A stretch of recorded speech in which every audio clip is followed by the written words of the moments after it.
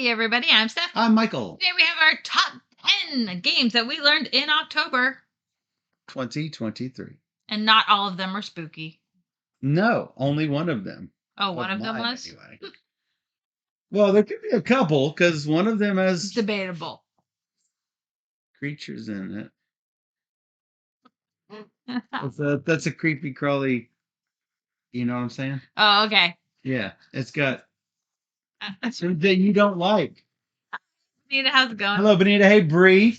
Hey, Bree. You just made it for our top 10 games of October 2023. Yes. Unless otherwise stated, all of these games were provided by the publisher, but they didn't send it to us in exchange for our videos or in exchange for their placement on the top 10. They gave them to us because they know we like to play all the games. That's right.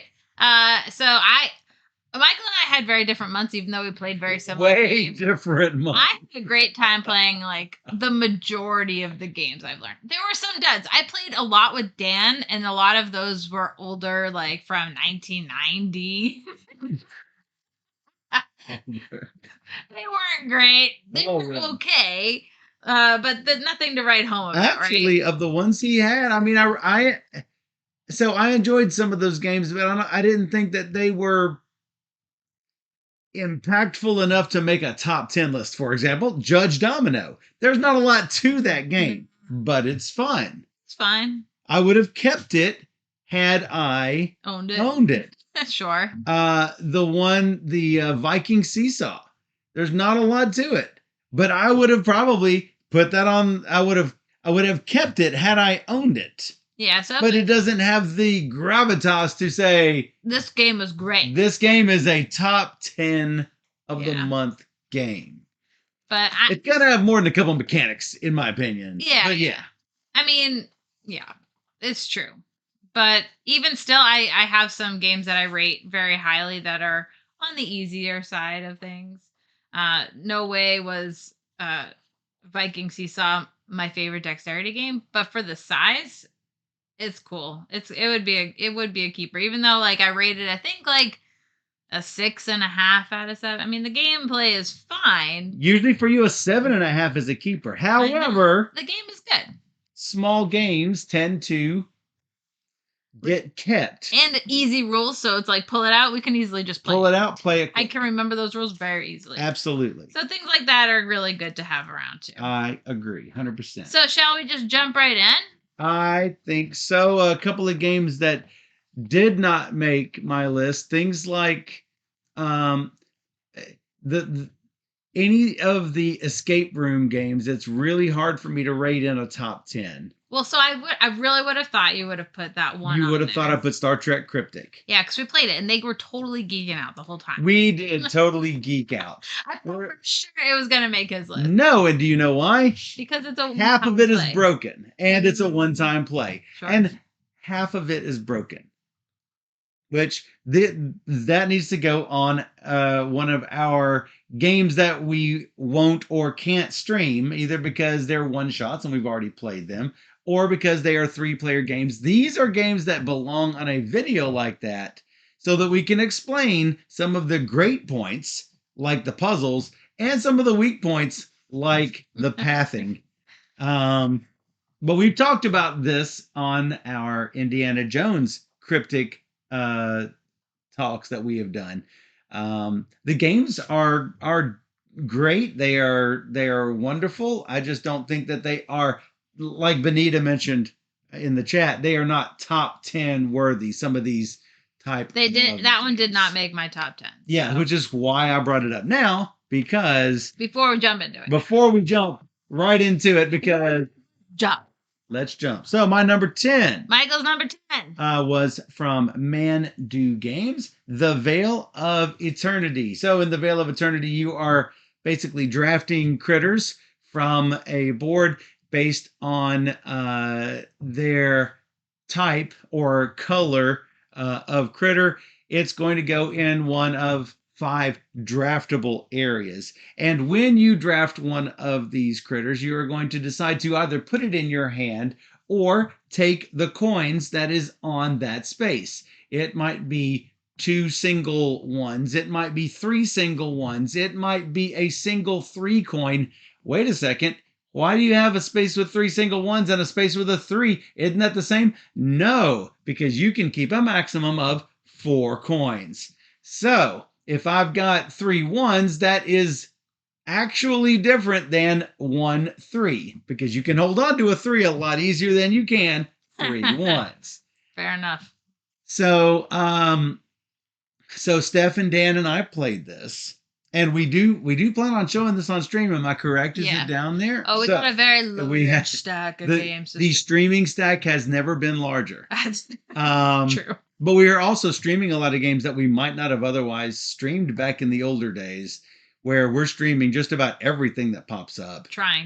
We're trying to anyway. Anyway, we played this game, and I had an entirely different strategy from Steph and Dan. So I was literally okay. So the game, the scoring track goes from 0 to 60.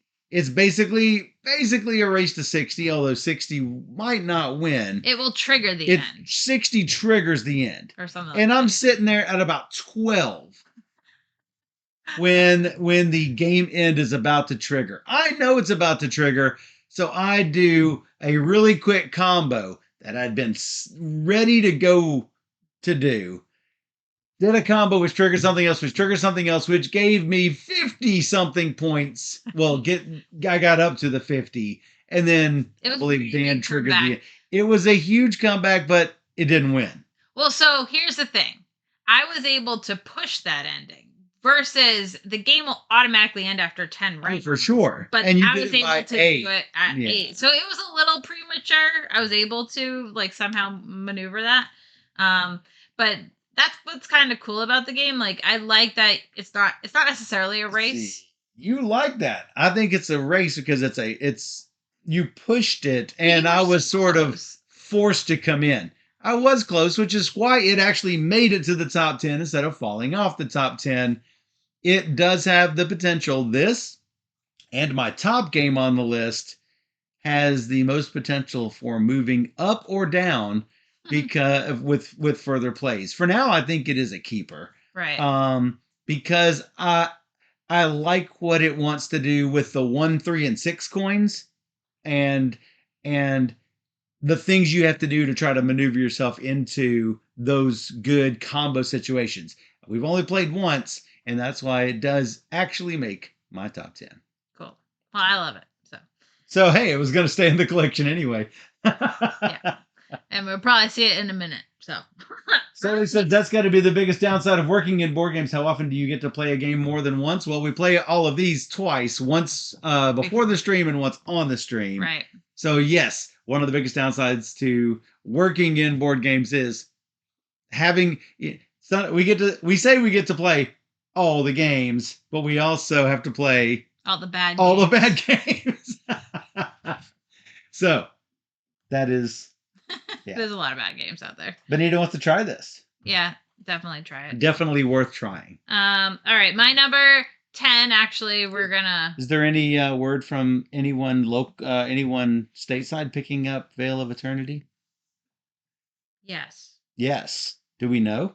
Yes. Can we say? I don't remember. Okay, that's really good. Announced. It has been announced. That's good. I forget who exactly it was, but because Benita said she couldn't pick it up at Essen. Somebody was putting it out. Good. So I don't remember who. That's good. I feel like it might be Renegade, but I don't remember. So look it up.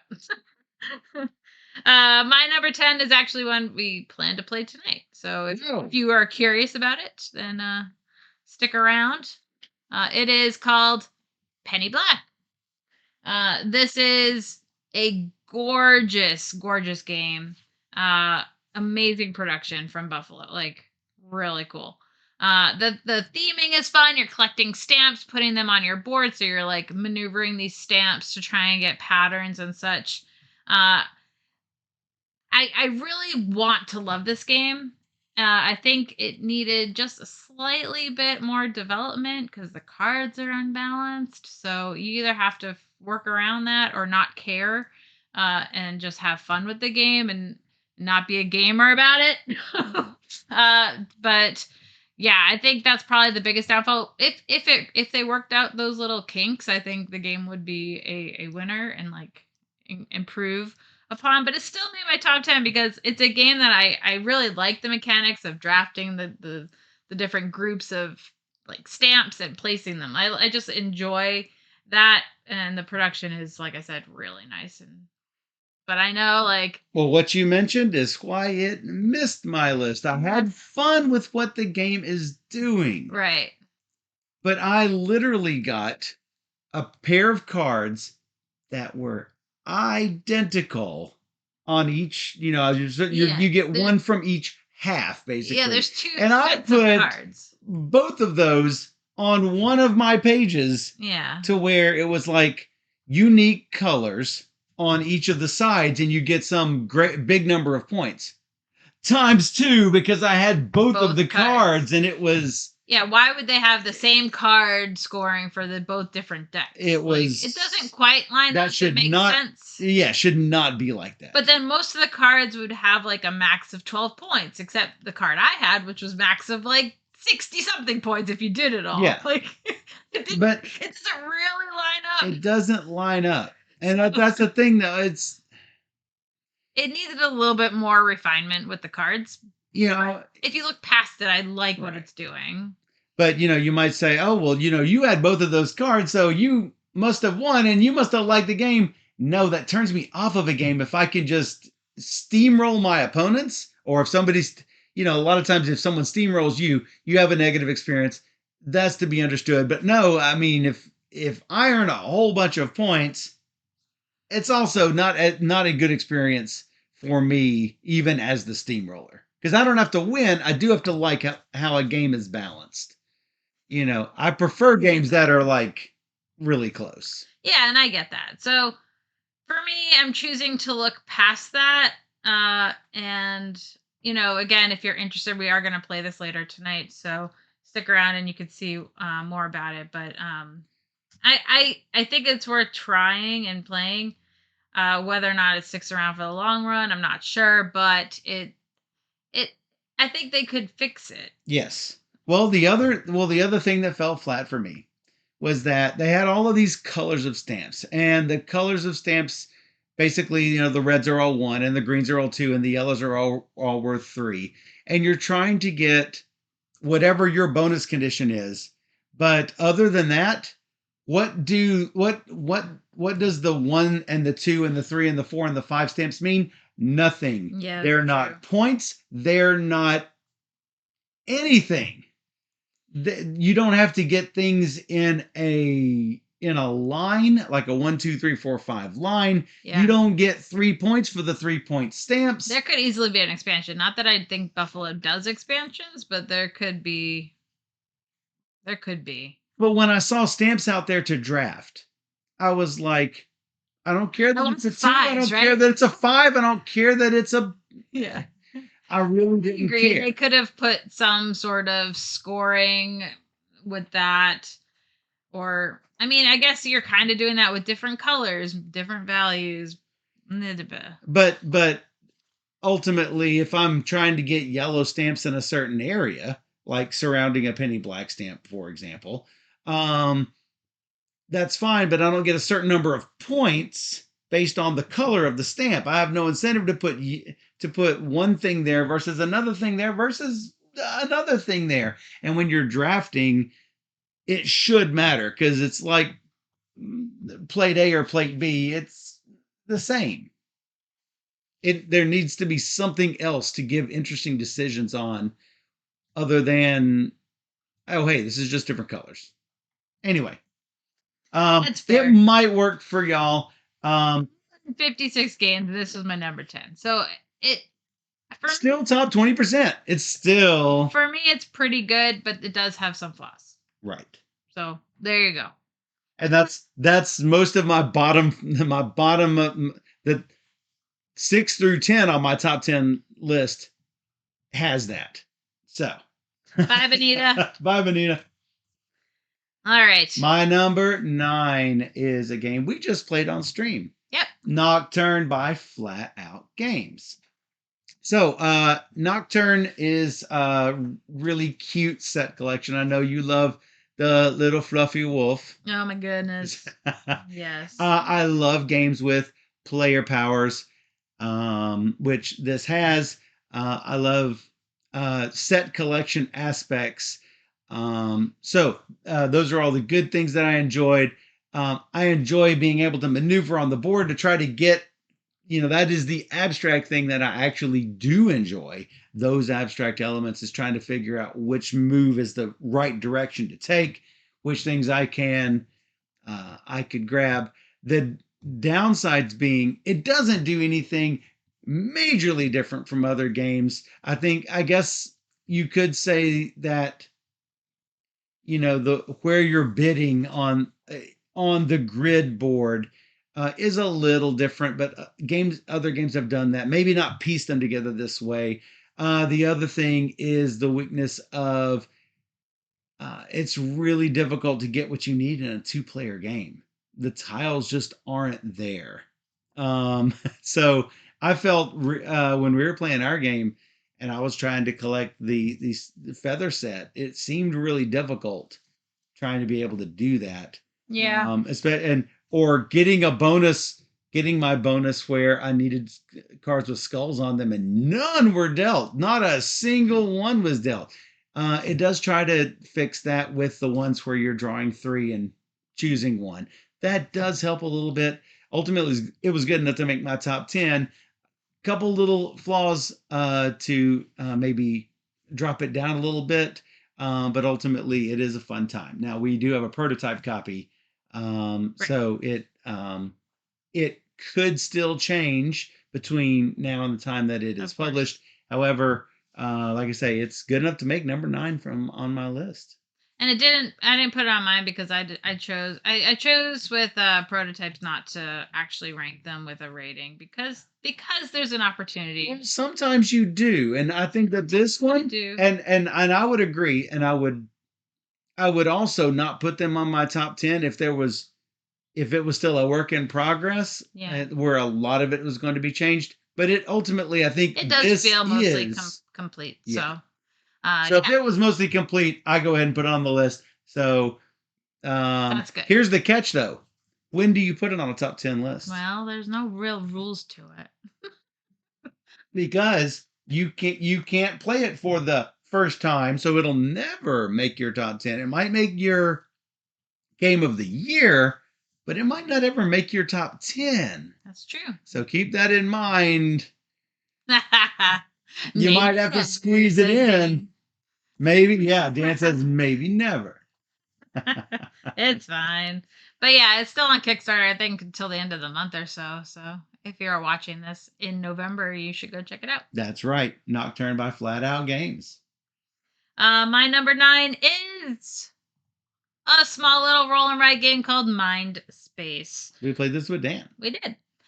You will roll out some dice, and they're assigned to polyominoes shapes that you then have to take a pen of that color die that is assigned to the shape and then draw it on your board. So you're gonna draft of the dice that are rolled, and you're gonna choose what colors to put in your mind. And so you're trying to fill up your mind full of shapes and goodness, and there's scoring conditions for each of the colors and common goals to work towards.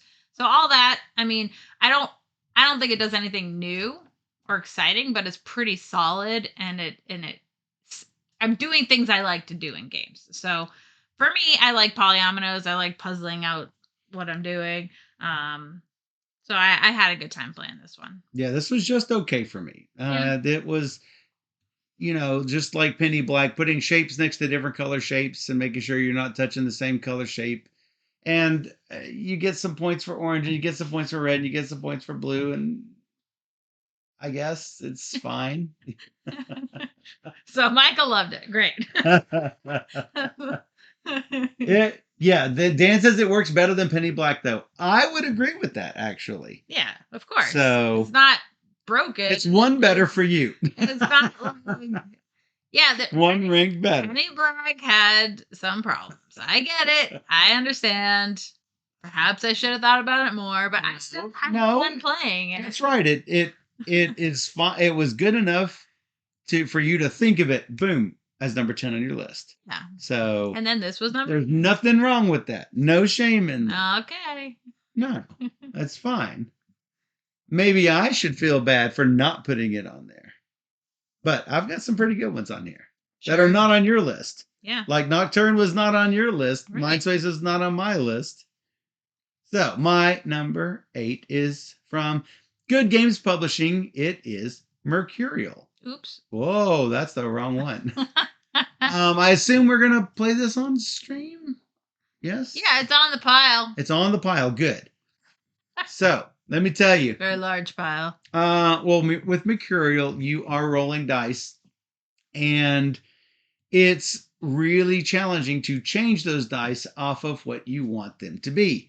And you are basically using those dice to be able to cast spells, and then you cast all the spells you have to by using certain cards in your hand, sort of like in an engine where you start off with your starters and you can make them bigger by drafting other cards into your hand, called alteration cards.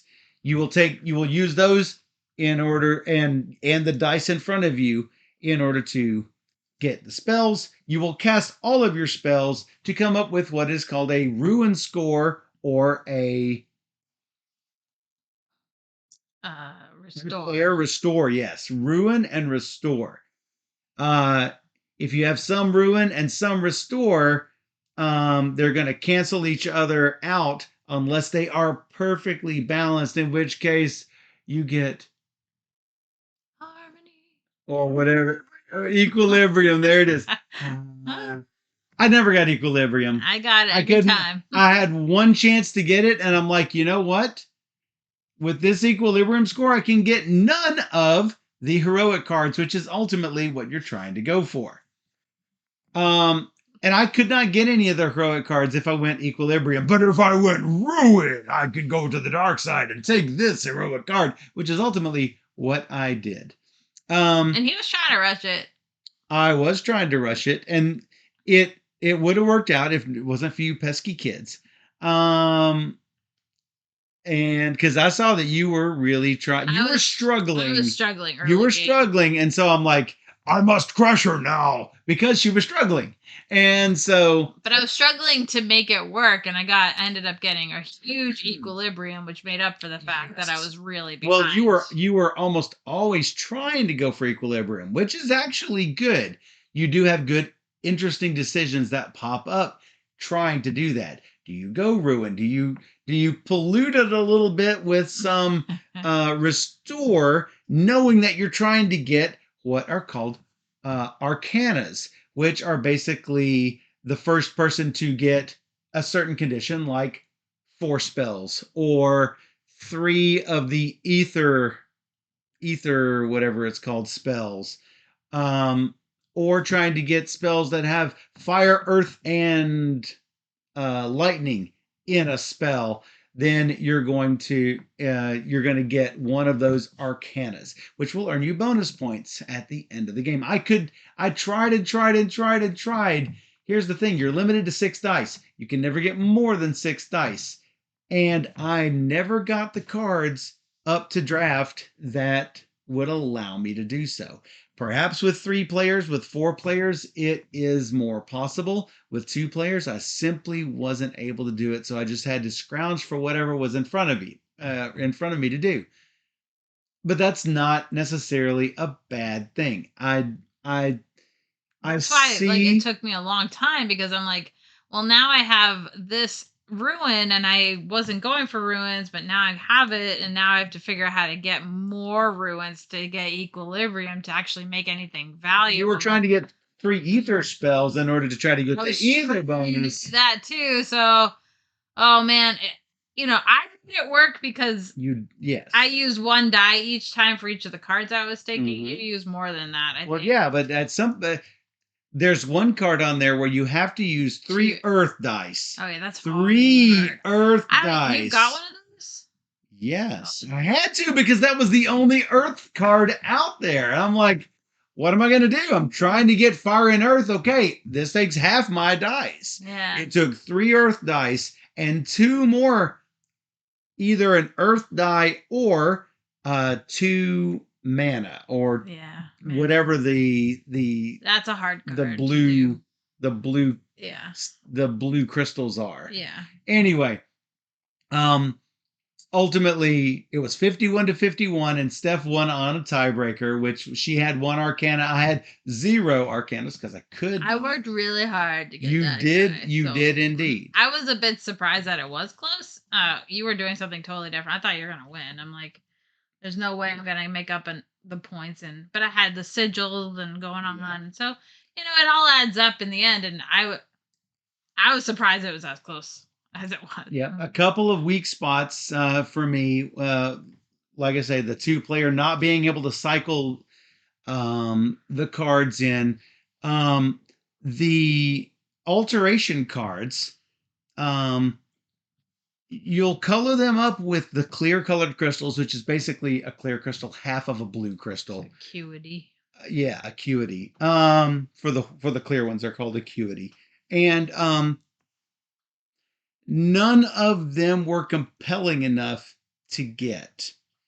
Some of them did give you icons that would give you some sort of set collection at the end of the game, but you can't count on it because you don't know what's going to cycle in or out. And so I basically played most of the game without a lot of those alteration cards, but I also didn't have that many problems. I didn't have a problem making my dice what I wanted them to be. I had a problem making the cards what I wanted them to be. So that was a little bit of a weak spot. The other weak spot, the rule book is a hot wreck. And that seems to be the case with most of Good Games' games.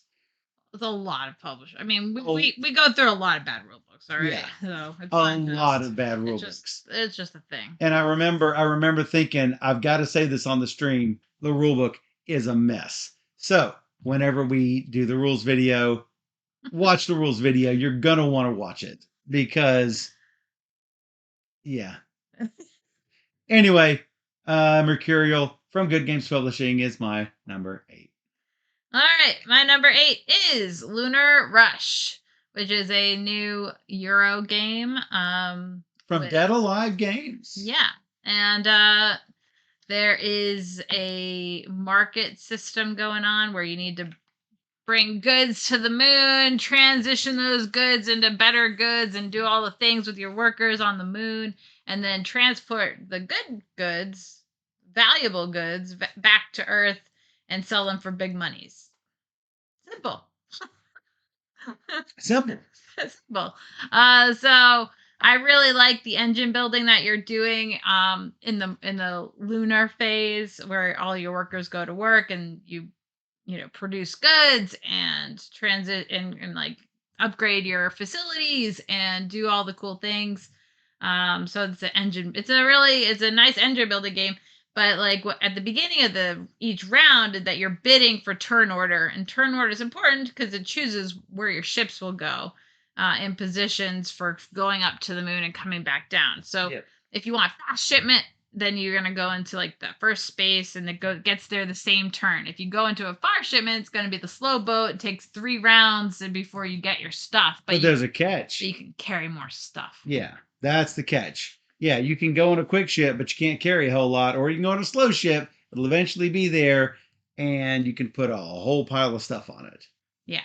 So I think there's really good decisions to be made in this game, and I'm just excited to show it on stream. Yep. Whenever we're drafting for turn order, you can choose either a moonbound or earthbound path, and you're going to bid on all of those paths before you even go ahead and allocate your stuff and then actually make the shipments. We got a really, really good demo of this from the publisher at an event we attended at Gen Con. The guy was a joy to speak with, I just gotta say. So if you're watching out there, you know who you are. And this is how lifelong friendships are made, right? Right. So, and that's where we had the first time we had heard about Lunar Rush, and I knew I absolutely had to play it. There is one small weakness to Lunar Rush, as most of the games in this top 10 that I really feel I need to bring up. Dan actually played this with us. Hey, Oil Kings and Deadpan. Um, the market. Whenever you are the first to sell in a market, you are going to get big bucks. Top dollar. Top dollar. You'll never be able to get that and, price again. And you'll never, ever get that price again. Right. So the first one that sells, let's say it sells for 20. The next one might sell for 20. I can't remember if I think it goes 20, 20, 18, 18, 16. Something like that. 14. It starts going down, whatever it is.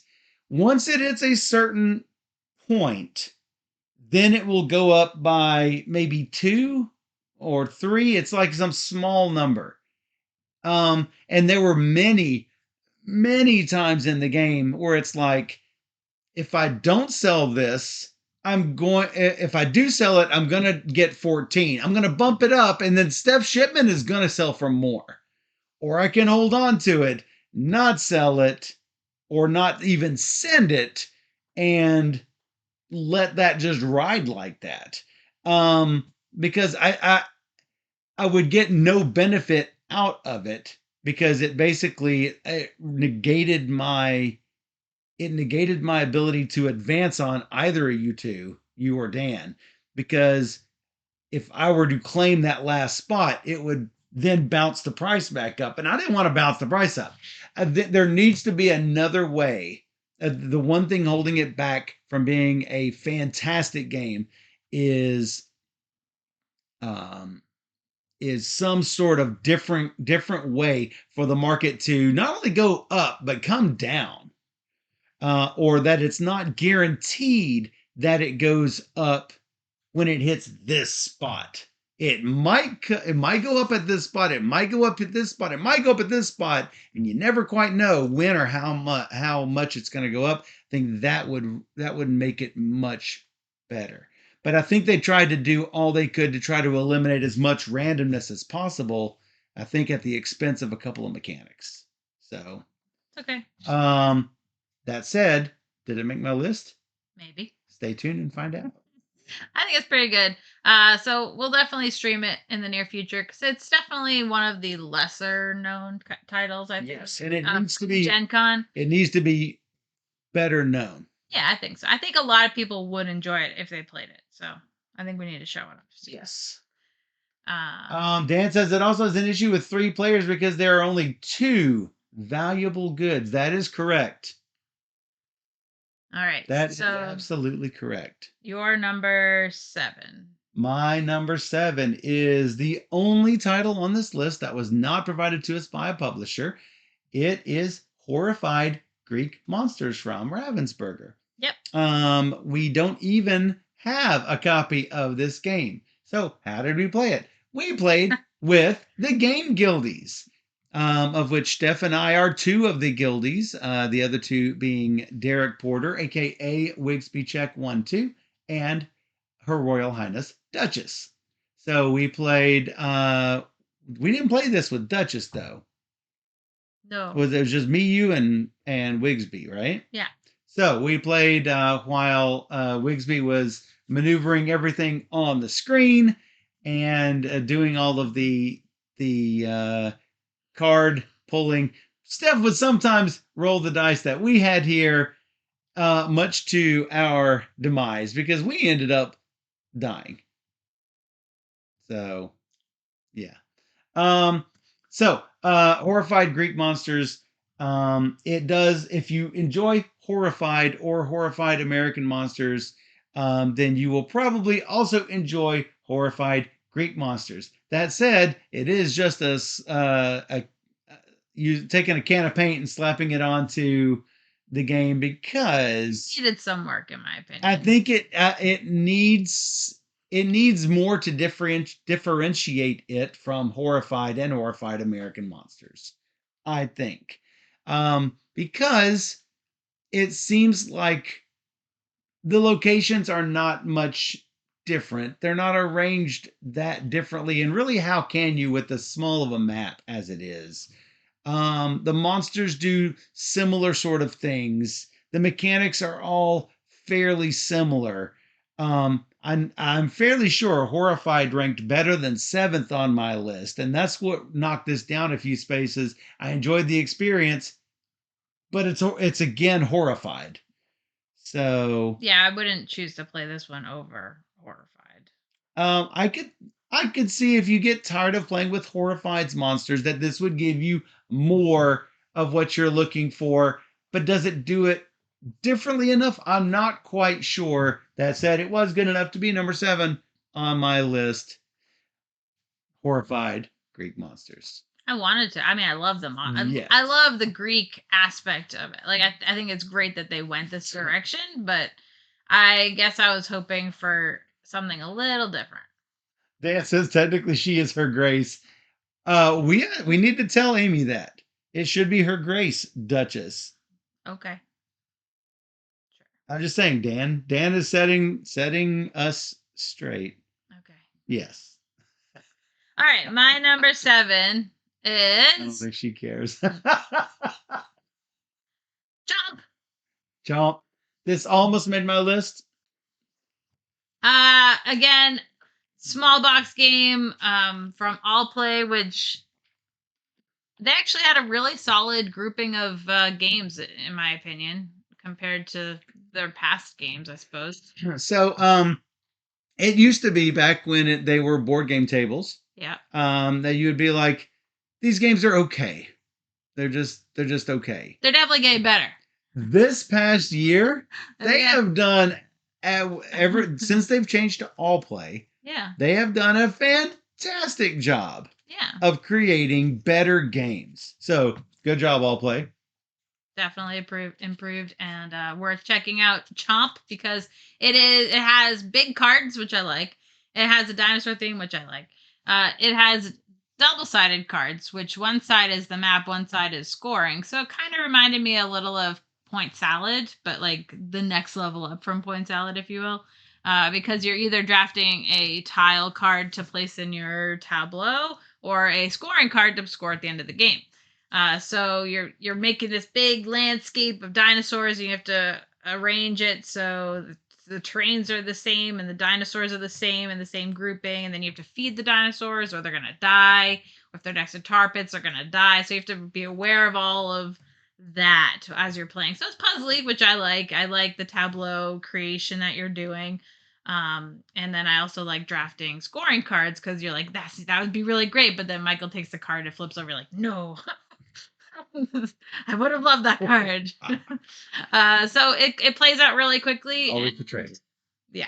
And I thought it was pretty solid. Again, I don't think it's doing anything new, right? So just like Mindspace, it's not doing anything new. I've seen it all before, but what it does is solid, and I had a good time playing it. Yeah, and if technically things that if you say that this doesn't do anything new, the people out there might not have seen all of the other iterations of this does. Of course, so that's exactly why we put them on these top 10 lists, is because like it. Exactly, yeah. So, I like how so the herbivores have to be next to some sort of food source and not next to a tar pit, because that's bad news.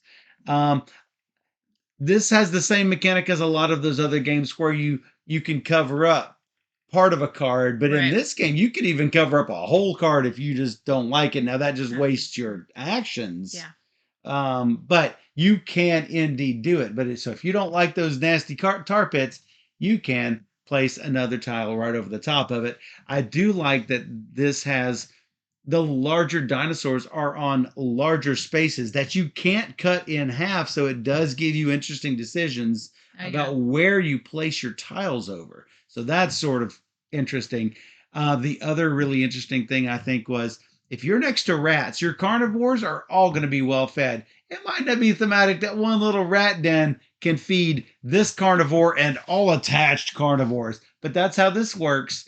It's like the never-ending supply of rats. But if you're not next to rats, what do those dinosaurs eat? All your herbivore dinosaurs. So carnivores will eat all the herbivores, assuming the herbivores did not die because they did not have vegetation. And it is possible that you kill those and kill the carnivores because they couldn't eat them. Yeah, and if they're next to tar. And if they're next to tar, then they die. So there's a lot of things to think about. You could have a really bad chain reaction hit if you don't put things in the right spot. But you know what? What? If there's a scoring card that says you get points for all your dead animals. Exactly. And you had one of those. Because you went doop, doop, doop, doop, doop, doop, doop, dead animals. I killed some animals. It's not so hard. It's not a hard game. It's just what it does. It's a simple tile placement game with really interesting must keep fed, must keep out of danger mechanics, which it's enjoyable. And we'll stream it. It's on the pile. And it just missed my list. Yeah. So it's definitely, it feels more of like a Steph game anyway, because I like dinosaurs. You love dinosaurs. Dinosaurs is like +2 on your list already. I like card drafting and I like, tile placement, things like that. So yes. I kind of compare it to a game like Nemalia. Mm-hmm. But I think I like Chomp a little bit more, just because I like collecting the end scoring instead of having to worry about like this round versus next round on how to place things in the intermediate scoring. But so it's just, I compare the two. They give me the same kind of feeling, but a little different. Yeah. Steph likes games like Roar and Write, as you brought up, particularly because of the dinosaur theme. She loves it. Well, and it's fun. It's creating your little park. Hello, Cosmic Beat. Did not see you there. And so that is your number 7. My number 6. Yes. Which we played on stream. Yeah. And is from Talon Strike Studios. Yes. Salon de Paris. I enjoy all of the Euro-ness of this game, going to locations that have some sort of an action applied to it and taking advantage of that action. Ultimately, you're trying to get your paintings into the Salon de Paris on the Salon wall. And so you're trying to do that by influencing the Salon committee and moving up on the critics tracks and going to the cafe and getting inspirations to put into your scrapbook and along the way finding things in the street that you're going to sketch and then placing things onto the board. So, what? That's good. That's good. This also was a prototype. I think it is mostly complete. There are things that they could tighten up. I think one of the complaints that I have that could be improved, it could improve the ranking that I give to this game, is that I think, so there are ways to score by color and there are ways to score by shape, but it's far easier to change the shape of something, what you're painting, versus the color of something. Because when you are painting over something, you can just drop that onto a spot on your painting that is already that same color. So I could take a purple tile with an apple on it or double apple and place it over the top of something that has a purple cross on it, for example. So drop that on there and I can change it easily, but I can't change that color. And so I think one is inherently easier to score than another with them being worth the same amount. Yeah. So that to me is a imbalance that has a weakness to it. So anyway, that said, I do enjoy what it is doing. This is one you did not even rank, so it will not be in your list. No, what I like about it is the planning you have to do, because if you can go and get a whole bunch of canvases at one time, and then you can go over here and then paint all of your canvases, and that's great because you're maximizing your efforts instead of going here, back and forth. So I like the planning aspect in this game, and obviously I love the theme. So yes. Yeah. And I'm sure that you would say that the High Timer, the one card that I had was like way overpowered. Yeah, Yeah. that needs to be looked at for sure. I do understand that they are actively working on those Academy cards.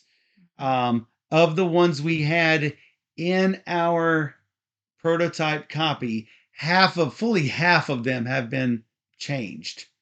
I think either taken out or modified in some way. So they are still actively working on those. That said, I think that what I enjoy about the game is mostly done. And since I don't give numeric ratings to games, I just put them on my top 10, unlike Steph, who will eventually give a numeric rating to all of the games, including the prototypes that she plays. Yeah. That's why it ended up making my top 10, but it will not be on yours because you did not give it a rating. Nope, not this time. So there you have it. Salon de Paris, Talon Strike Studios. Yeah. Hey, guess what? We have a crossover. What? Oh yeah. Your number 6 is my number 5. I know. And it's another game by All Play. This is a back-to-back for you, back-to-back All Play ratings. 3 at once, but I'm like, I think I'm gonna put. Oh yeah, Mindspace is from All Play. It's been a very all play kind of month. You know what I mean? That's what we call a triple play. That's a triple. Or triple all play. Triple all play. Yeah. So that's fairly strong. Couture was my favorite of the bunch because it has a bidding mechanic that is really fun. You have basically 3 different locations: New York, Paris, and Tokyo. And so you're using your bidding cards to bid on the different outfits at each of these or the different cards at each of these locations. Some of them might be new bidding cards, for instance, or it could be like streetwear, or it could be, couture or whatever. So you're using these cards, and then we go in order. Okay, New York. What cards did you assign to this? And then I had these people. Whatever these are, there your cards are basically a designer, and you are putting some of your strength towards New York. You can't be everywhere at once. So if I have the most, I get to be first. But if I have the second most, I will choose. And then if nobody else was there, Michael goes. I get again. He has to take the third one. So it might be a bad card. Let's say it's what's it called? A flop. A flop, yeah. Let's say there's a flop out there. Maybe I don't want the flop. Then I need to either completely stay out, but I also lose any opportunity to get anything down there. If I go in and nobody else does, I get all of it, which might be worth taking the flop. Or I might get what I wanted. Steph gets second, and then I have to take the flop. Right. So there's a lot of good risk reward in there, I think. Yeah, and so if there's a flop, you're more likely to get it because people are maybe like less inclined to bid on it. And so maybe you'll get all 3 cards for cheap. Who knows? Right. Maybe you'll get lucky. For super cheap if you put a 1 out there, or a 0 or a -1. Yes, a -1 bid beats nothing at all. A 0 beats nothing at all. Yeah. So if you don't bid, you get nothing. Right. So that's the only way to avoid it, I suppose. So, Cosmic Beat said, I've only played Mindspace from my Kickstarter collection so far, and it was a lot of fun. If this was part of a Kickstarter collection, then there's some really fantastic games. Yeah. If it's in a collection like that, that's good. It was this one and Chomp and Mindspace, and the other one was Sale. Oh yeah, that's a solid collection there. Yeah. Dan says he's now played with 4 and 5, and it's still good, but of course with more players, you might get nothing from a set, even if you bid high. Well, that's where you if you really want something, you put all your cards in, Paris or whatever it is. So I ended up not having as much strength as you and Dan, as the two of you when we played, and I put all of my stuff in there, and it was I got third anyway, and ended up getting a flop once like that. Mistakes and it's are made. Nice. But the game is pretty quick, so like you can't be like too bummed out for getting like a miss. Exactly. Like it's just It's a simple quick, set collection light game. game. Yeah, you just have to make good choices Yep. and hope for the best. Yep. And I like so you've mostly got 4 cards. You'll almost always have 4 cards unless you get the extra ones that will pop in, but they're usually things that will give you score instead of larger actions. You might get something to give you big score and give you negative that you have to end up playing at some point. But the set collection stuff, it's been done before. Of course. That said, it like I say, it's good enough to make number 5 on my list and 6 on yours. Yeah, it's a lot of fun. You need 3 people to play. I think is the box 3 to 6, I believe. But so keep that in mind. Oh, it's 3 to 6? I think so. I thought we played this on stream. With Dan. Well, we did play on stream with Dan. Yeah. Got it. That makes sense. And we played it with James and Susan before that. So Matt got his 100 by 100 updated. He's playing too many games that are over 100. He needs to diversify. Well, that's why we do the 100 by 100 challenge. I don't know if we're going to get 100 of them, but we're going to get some. And next year we're going to do even better. We're going to try. All right. So, your number 5. My number 5 is Noobs in Space From Thames and Cosmos. Yeah, so this is silly fun for me. It is silly fun. It's silly fun. There's like 8 games in the box, and each game is a new level that you're gonna cooperatively work together and figure out the puzzle. And if you do it in some like time limit, then you'll 10 minutes. 10 minutes. Usually 10. Then you'll get the best score, and if you go over, you get slightly less score. But anyway, here's the catch: you don't exactly know what the puzzles are. You don't. Yeah, you're like you got all these cards in your hand. Deal out all the cards equally, and then go. Who's got objective 1? I've got objective 1. Okay, read it. Read what it is. Oh, so who's got the plunger? Oh. Who's got the plunger? You got the plunger. We need to, or something. We'll need to cut the red wire. Who's got all the wires? And who's got the scissors? We look. Who's got the scissors? And it'll say cut, and you point to the wire to cut. And then, who's got objective 2? Oh, objective 2. Oh, we got to call out words in order to decipher the sort of like challenge and response thing.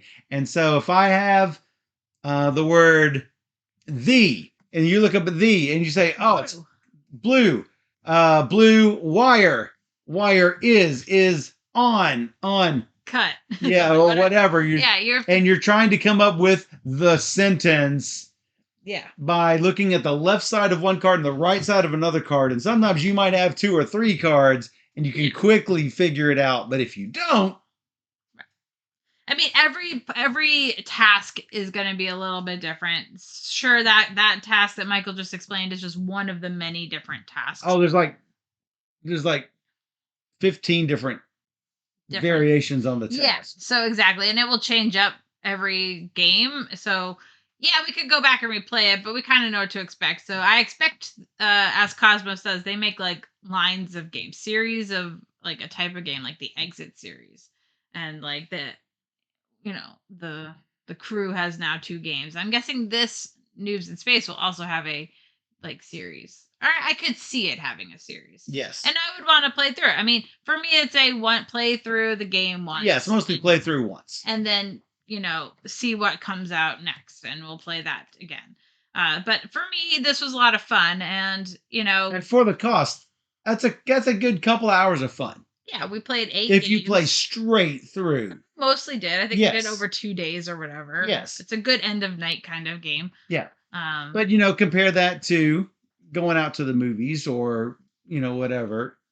Some sort of, comparable cost. Yeah. But that's for everyone to have fun. Right. You know what I'm saying? So this feels like a really good Christmas gift. Mm-hmm. Like a really good game you could play at Christmas with people and just like have a silly time. If only you created a gift. Oh, yeah. My gift guide will include this one for sure. Absolutely.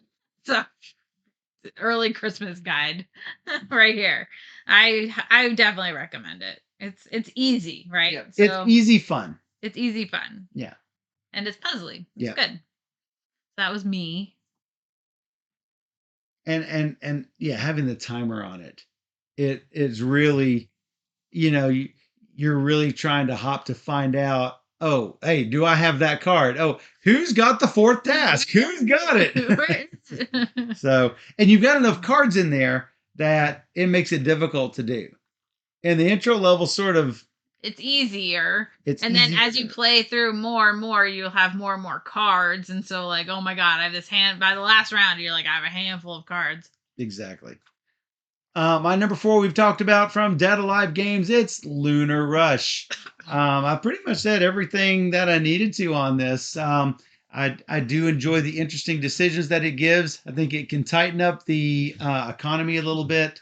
But other than that, I Still really made your number 4. It still made my number 4. It's super solid. But it's really weird that all of these games from like 4 to 10 on my top 10 list, it's like it's good, but it could have been better. It's good, but it could have been better. Wow. This one, I enjoy the mechanics so much. It did end up hitting number 5. And yeah. That's 2023 for you, I guess. I feel like a lot of games this year. Yeah. Like, are so close to They're so close. But okay, so I do have 3 excellent games coming up. So my number 4, I actually found to be excellent. Michael didn't think as well. I initially didn't think it would get on my list, but after looking at the other titles, I'm like, this has to go on my number 10. So I think it's great. It did hit my number 10. Now, it might change with more plays. And that's why I say that I could have just had a really bad fluky experience where I didn't feel like I could even catch up. I'm surprised I even got to the 50s, considering I was at 12 the entire game. I was shocked. Yeah. Well, I knew what I had and knew what I had to do to get there. Yeah. But I had to have certain cards in my hand to make it go ahead. For me, let me explain why I like it. Because I love it. First of all, it is a bidding game. It's snake drafting. Well, it's not really bidding. It's this open drafting game where I put down what I want, and hopefully what I second want will also be there. Because you're getting 2 cards. You can get money, like he said, or you can take the card into your hand or play the card if you can afford to. And each round you get to have an additional critter out. And all the critters are so cute. Oh my God, I love them. So cute. I love them so much. You gotta catch them all. But all the critters. Only one around.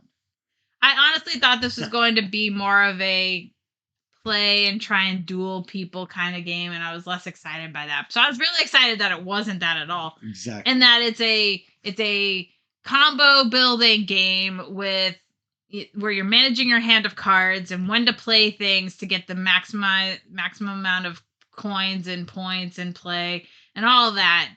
But it's also, you're dealing with what's coming out at the same time. So the deck of cards is all unique cards. So you might not see the card you really could use if you know the deck of cards really well, which I don't, obviously. I've played one time. But I'm excited to see what other cards there are available in the deck and how that will change up my play next time. For me, there's more to explore here, and I'm very excited to do it. So I think it's a great game. I was very excited to. I found some cool combos with what I was doing, so I want to see if there are other types of cool combos that I could also play around with. With the combos and the 7 to 10 round playtime, you don't get a lot of opportunity to build those combos like you really could if the game were a little bit longer. It sort of cuts off abruptly. I mean, you do get 2 cards every round. You can only play one, and I get that. Sort of get 2. I was able to do combos because all the cards at the end of the round would come back to me in my hand. Yes. So I could play them again, and then play this cool one, and then they'd all come back to me at the end of the round because that's what their end of round trigger did. Yeah. So I found I was doing find that combo obviously and exploit the heck out of it because that's what you've got to do. But I'm not saying that's the only combo to do. Exactly. There's other ways There- to get points. There are other combos out there. Right. I just wonder. Yeah, I wonder what they are, and that's why I think it could go up on my. If I were to do this ranking next month and we were to play it more, Yeah. where would it hit? Yeah, for sure. For me, it was super strong. It was a surprise. I wasn't necessarily thinking it was going to be what it was. So, yeah, I enjoyed it quite a bit. Yep. That's your number 4. Yep. Vale of Eternity from Mandu Games. Yep. My number 3 is also from Mandu Games. Yeah, no, they so we games on the list from them. Yeah, so we played Jekyll versus Hyde. Yes. Several months ago, maybe a year ago. Oh yeah, because it came out several months. Maybe 2 years ago. I don't even know. But Time just gets away from us, right? Now they have released Jekyll and Hyde versus Scotland Yard. So if you enjoy Jekyll versus Hyde, you're going to enjoy Jekyll and Hyde versus Scotland Yard.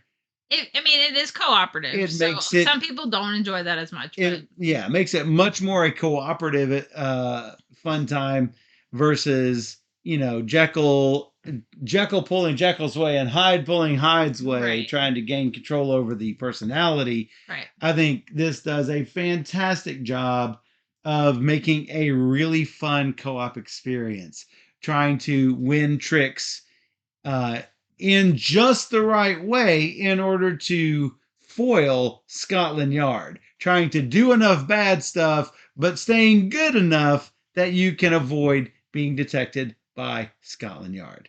So if you go too far one side or another, then Scotland Yard advances along the track and it is going to try to catch you.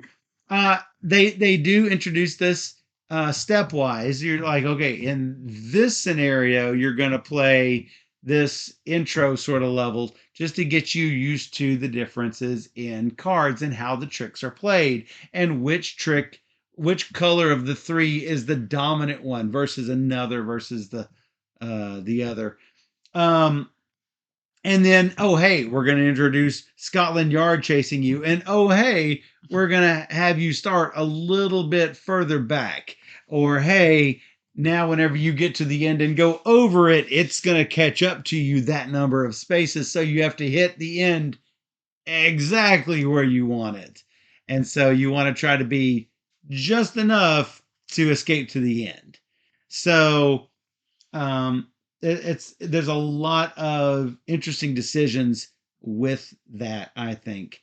And so, yeah, I am looking forward to playing the harder difficulties, which now after a certain point you've broken away from the base game and that, hell, this is going to be an extra little challenge. Yeah, this is the normal game, and now we keep getting more chapters and more difficult things to overcome.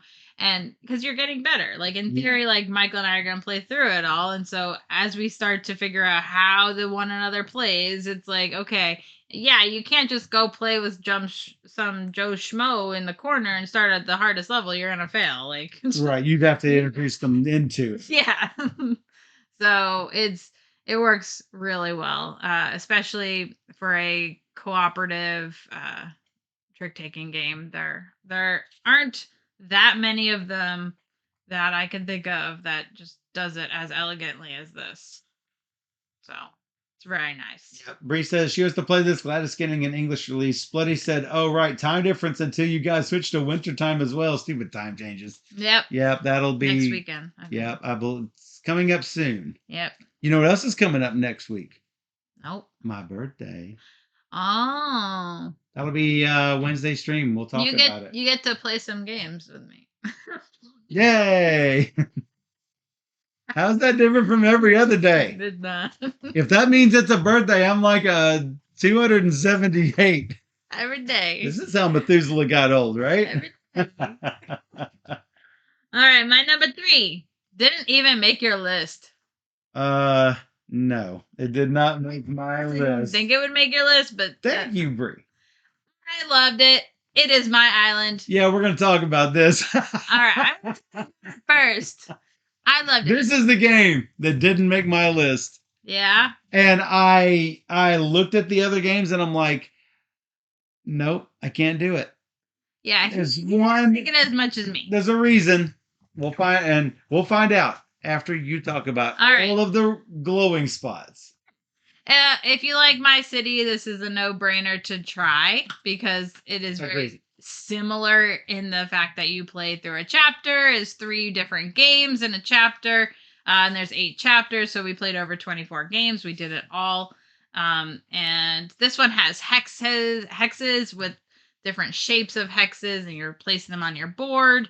And so you're trying to create different groups of the terrain types and pathways, and the game changes up dramatically through the different chapters, which is really, I appreciate. I think they did a great job doing different things and then somehow connecting it to the next thing. And you'll unlock a lot of cool ideas that are going on in this game. So there's definitely a lot to love about this game. We did play it with 3 players, and I know Michael has things to say. I don't necessarily agree with what he says. So you don't have to agree with what I say. All you have to do is look at the scoreboard. Yeah. That's all I'll say right now. Okay. Till it's my turn. That's fine. So, sure. I'll just let you talk. No, talk about the good things. It's not all the good. I will say, and maybe this will help inspire you to give more good things. I love what it does mechanically. Love the gameplay. Yeah. Anything else you want to say about the good stuff? Well, I don't want to spoil or anything, so I'm just gonna say. Yeah, because it changes so much in the game. Yeah, I'll say there's pirates. Yay!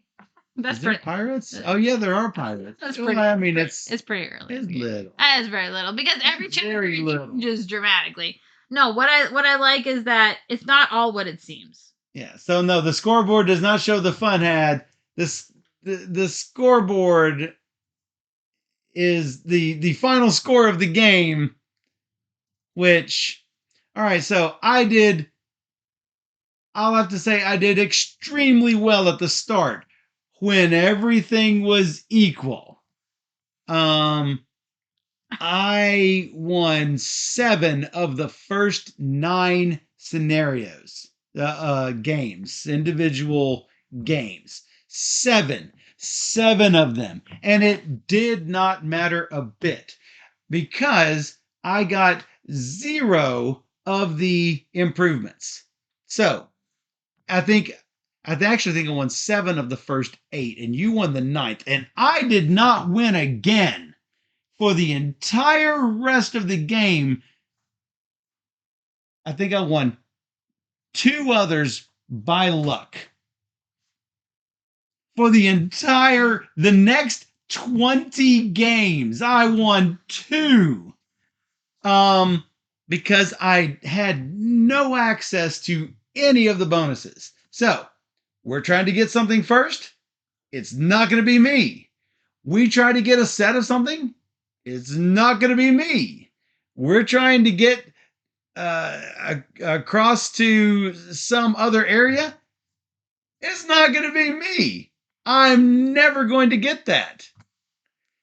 It made it impossible for me to catch up at all. Whose fault is that? It is my fault for winning too much at the start. But you should not have to be forced to lose to have a chance to win at the end. That's my problem, and that's why it was not going to make my top 10. I get it. If that were fixed, this would have easily made my top number 1 game, and it fell hard. Yeah. I get it. I know, Dan, I know you enjoyed it. Steph, I know you enjoyed it. The last 20 games were an uphill struggle, and I saw this coming. By game 5, By game 5, I said, I'm not getting any of those bonuses. I guarantee this will be a problem later. Sure enough, by game 11 and 12, I was like, I can't win any of these. So Splitty says, I think I agree with Michael there. It needs house rules. I wish it didn't need house rules, but the slope got way too slopey. So I will say this because it's something you get early on. The very first thing you do is put a double tile sticker on one of your tiles. And then if you lose, you get another sticker. And if you lose, you get another sticker. And if you lose, you get another sticker. And so there are double icons that they had that I had no access to. I never got them. Never had access to them, and it killed me. It completely killed me. It was I understand catch-up mechanisms, but that was too much of a slippery slope. My city ranked super high, and I like what this does better than my city. Much better than my city. The scoring, I didn't have a problem of being a runaway winner at the start in my city. We were roughly equal playing through my city, and it made it very competitive even all the way to the end. But I won the first X games in my island, and it killed me. My city, I feel like, had the similar issue. It had similar issues, but we were more competitive all through it. Well, that's because we didn't have Dan.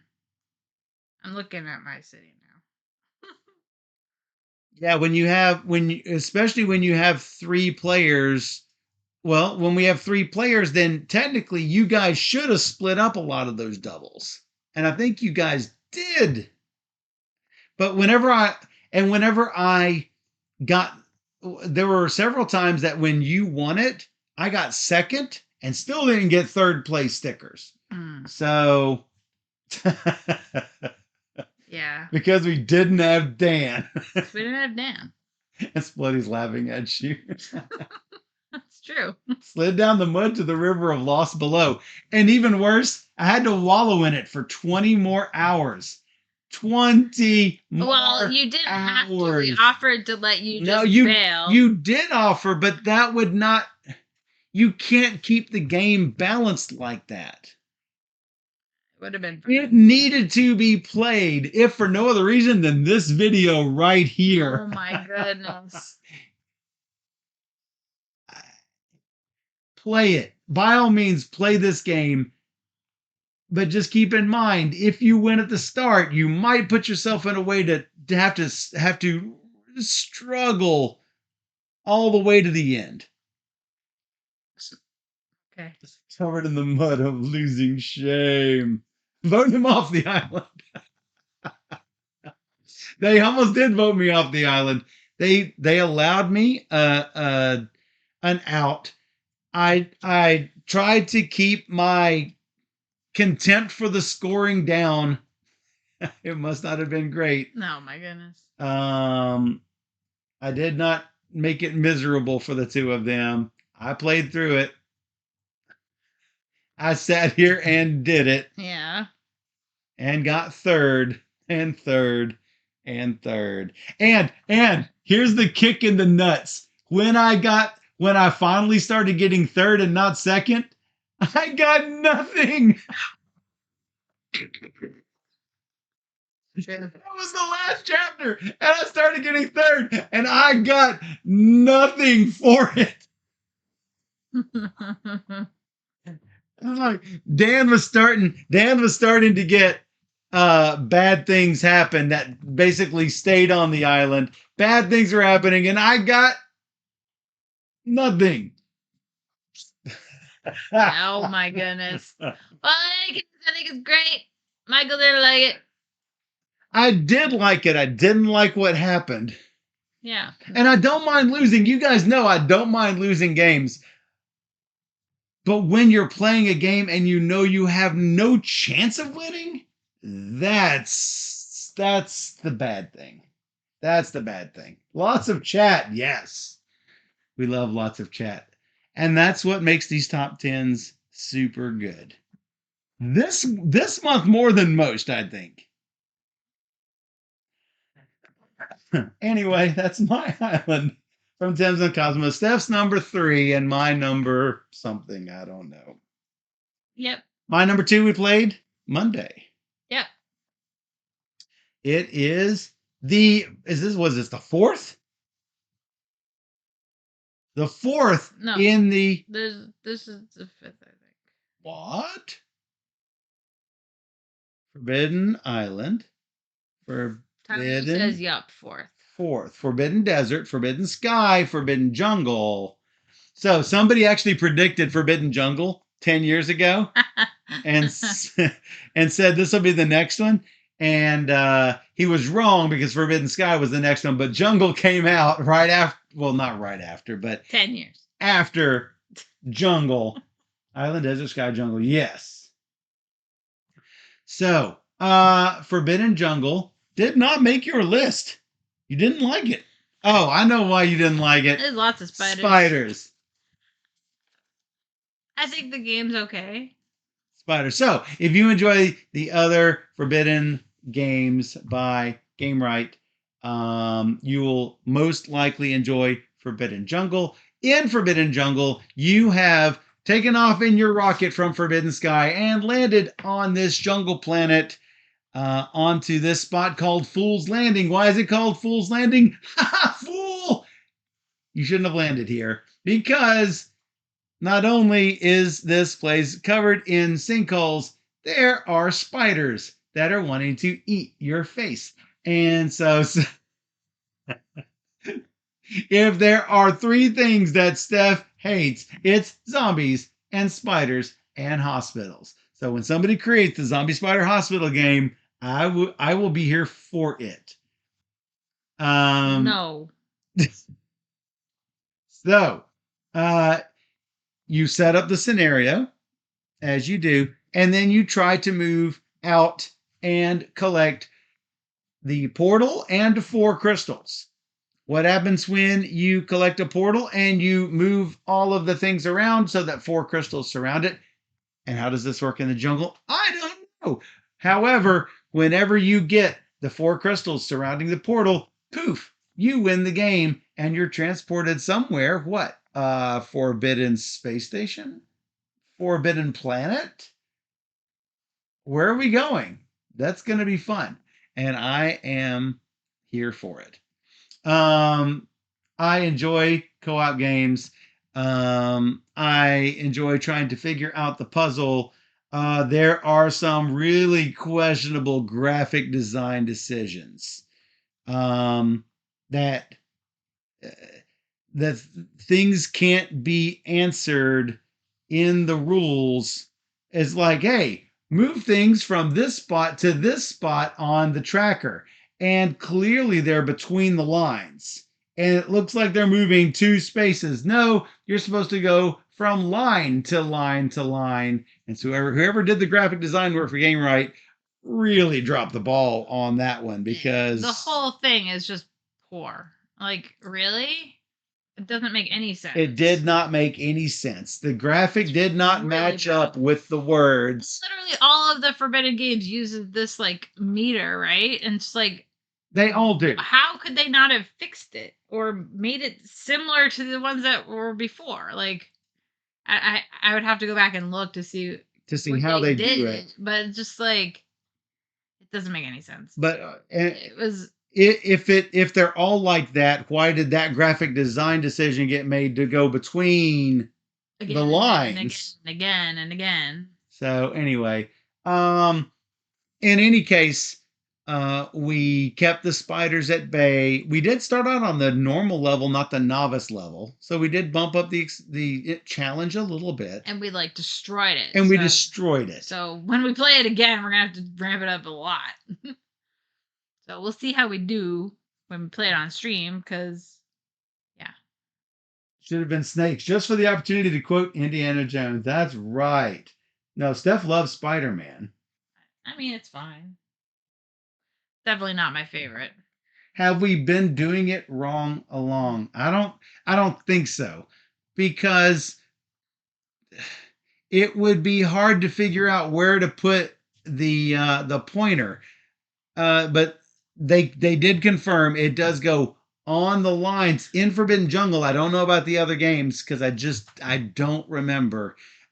This game is in the familiar 10 boxes.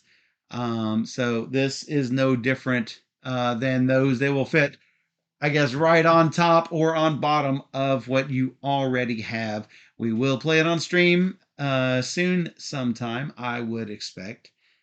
So be on the lookout for that. It's been a long time since we've had a Forbidden game come across the table.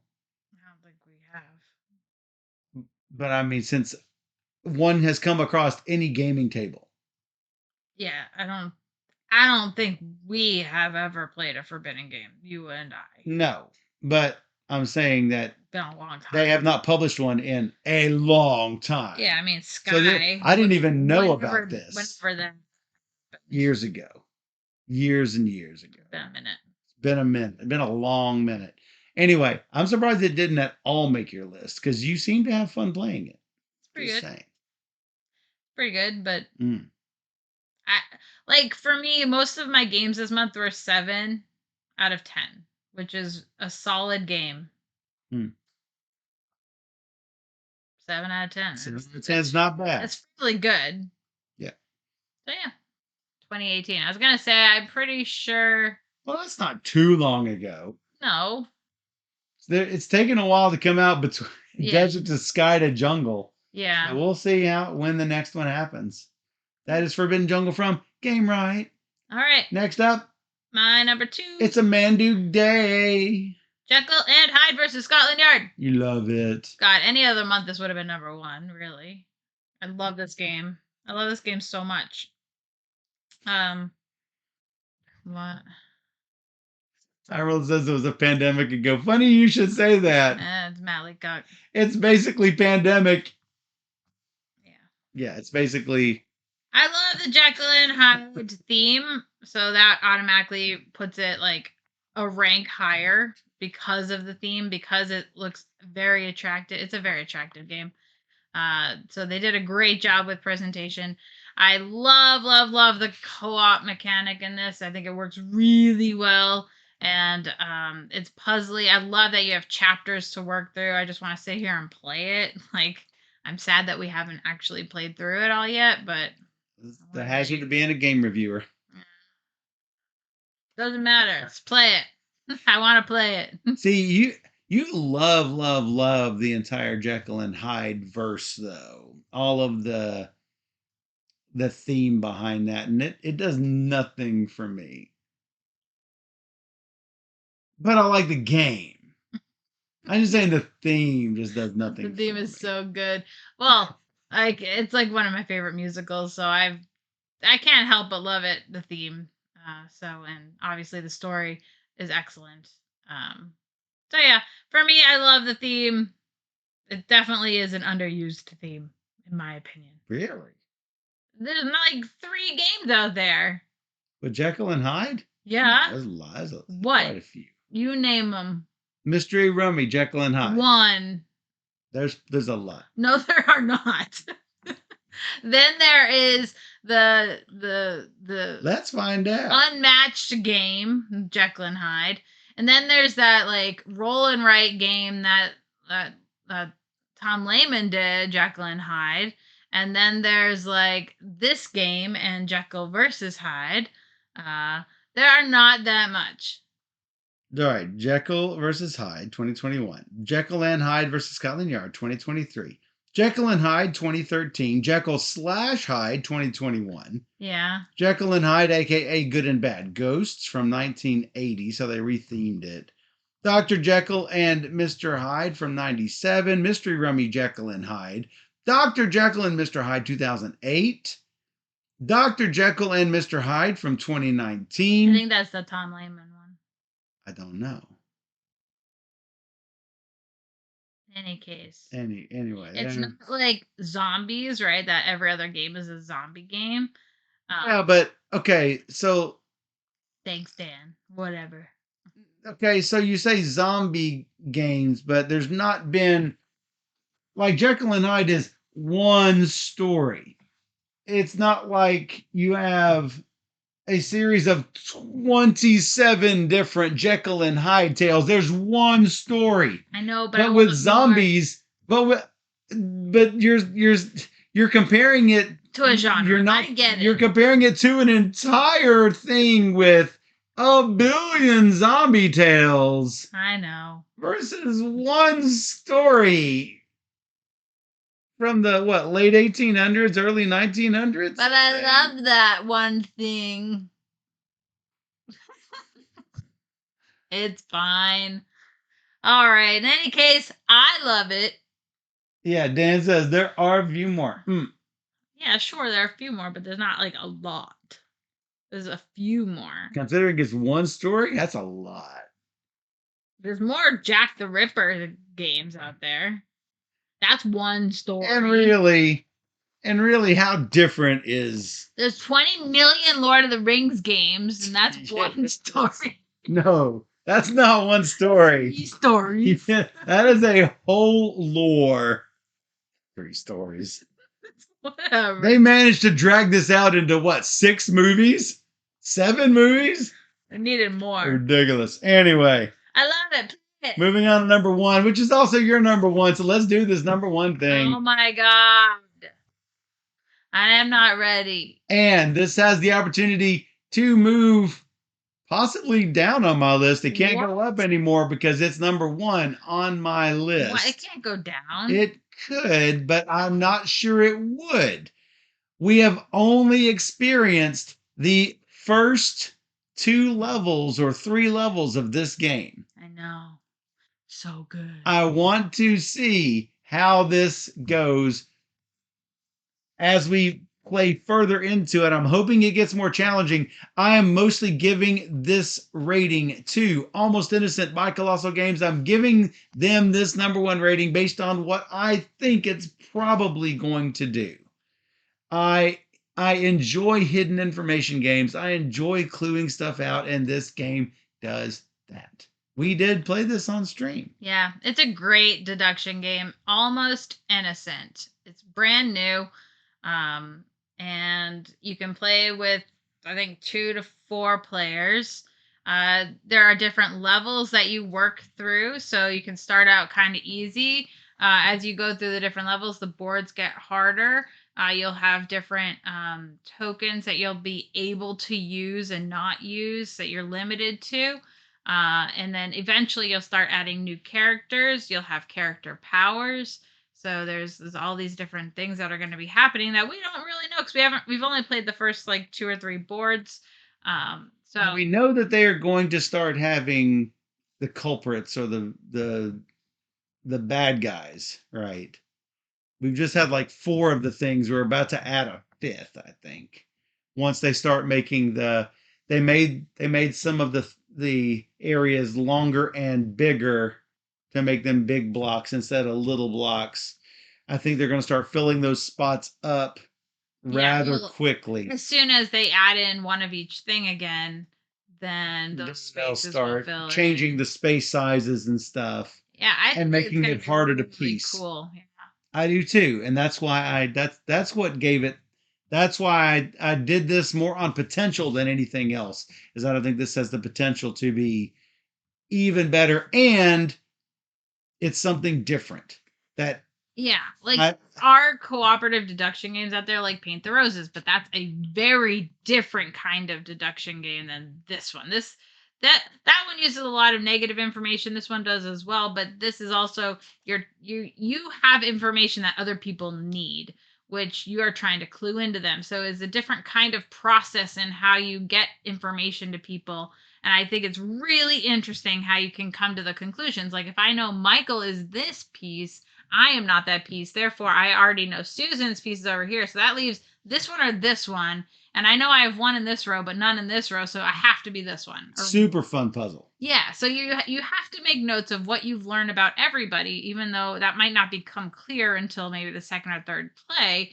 But you really do need to try and keep track it doesn't have to be detailed notes, even though I would like the play space to be a little bit bigger because I would like to take a little bit better notes. But, if I just write, It's already this big. How much bigger do you want? well, the board is this big, but the actual writings is this big for all of the little squares. Okay.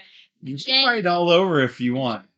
For James and for Michael, they have either one of those is on that space. No one says you can't grab pen and paper right there. Yeah. As the games get harder, I think I'm gonna. I think you're gonna have to. But in any case, so fun, so fun. I love it. I love it. I love it. But tell me, how do you really feel? That. And you've heard it here first. She loves it. I do. I want to play it. I'm gonna teach it to my Tuesday group. Yeah. I think they're gonna love it. Yeah, I saw you had that in Kyoto in the bag. Yeah. Ready to play it now. Kyoto is a 3-player game. We can't even stream it for y'all, but that's another reason to have games we can't stream. I know, so we need to do that. We need to do that. We need to do that video. So let's do a rundown of our top 10 games. My number 10, The Vale of Eternity from Mandu Games, with two Mandus and 2 all plays, 3 all plays on your side. Number 9, Nocturne from Flat Out Games. Number 8, Mercurial from Good Games Publishing. Number 7, Horrified Greek Monsters from Ravensburger. Number 6, Salon de Paris from Talon Strike Studios. Number 5, Couture from All Play. Number 4, Lunar Rush from Dead Alive Games. Number 3, Jekyll and Hyde versus Scotland Yard from Mandu Games. Number 2, Forbidden Jungle from Gamewright. And number 1, Almost Innocent from Colossal Games.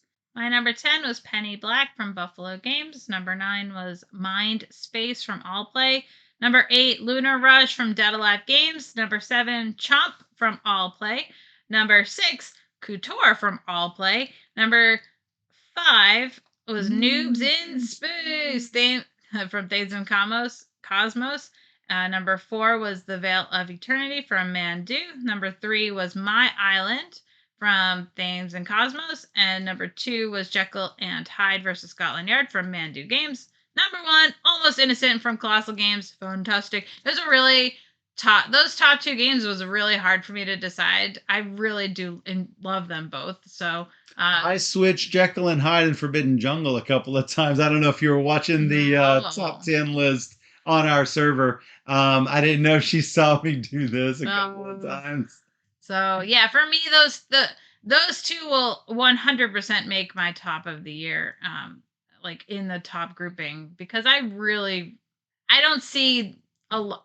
Like I know I'm gonna enjoy a lot of games I'm gonna get to play in the next couple months, because the SM releases and all that. But Almost Innocent is just like almost a chef's kiss for me. That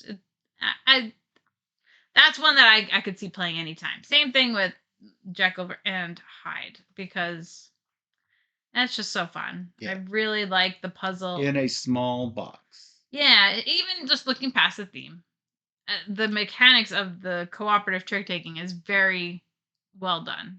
You usually don't find a lot of we said this during Jekyll versus Hyde. You don't find a lot of 2-player trick taking games, and to find a cooperative 2-player trick taking game, I mean, that is something super unique. Yeah, it's a lot of fun. So, and there's a lot of games coming up, as you mentioned.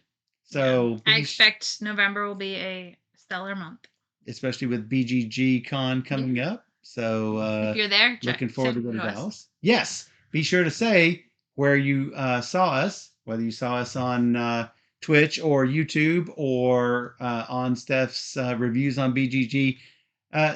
Let us know. Say, hey, I am so-and-so on Twitch, and so that we can maybe connect up a user to a face. Yes, right? Please. Because don't just come up to us and say, hi, I love your videos, bye. Tell us a little bit about yourself, because we want to be able to connect you up with your username, right? Yeah. So, sure. Absolutely. So, hey, if you enjoyed this top 10 video, be sure to check us out all the time on twitch.tv/BoardGamerSteph, where we stream every Wednesday and Sunday and some other special nights in between at 5 p.m. Central, where we stream through 3 or more games every single stream. So hey, come join us on Twitch where we play all the games. Or on YouTube, just search for PUNKIN312 and you'll find all the rest of our videos. Yes, do it. And hopefully you enjoyed this video. And if you're on Twitch, stick around. We've got some games to play. Whoa.